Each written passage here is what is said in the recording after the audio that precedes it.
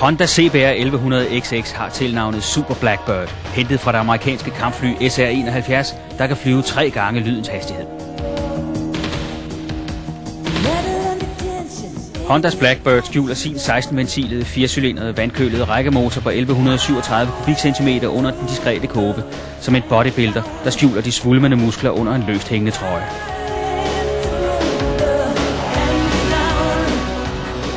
Marksydelsen på 164 hestekræfter gjorde ved introduktionen tidligere på året sportstouringmaskinen Honda Blackbird til verdens stærkeste serieproducerede motorcykel. Den kraftige motor og den meget lave vindmodstand skulle kunne gøre den til den motorcykel, der kan nå de 300 km/t. Køreklars reporter Chris Hummelshøj har sat sig for at undersøge, om det kan passe.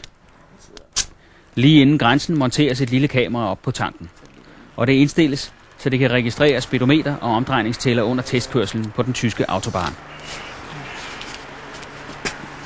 Så er vi kommet ned til Tyskland, hvor der er frie hastighedsgrænser. Og hernede kan man køre lige så tosset stærkt man vil. Så det er det rigtige plads, og den her den kører 300 km/t. Hold nu godt fast derhjemme, for det her det kommer til at gå stærkt. God tur.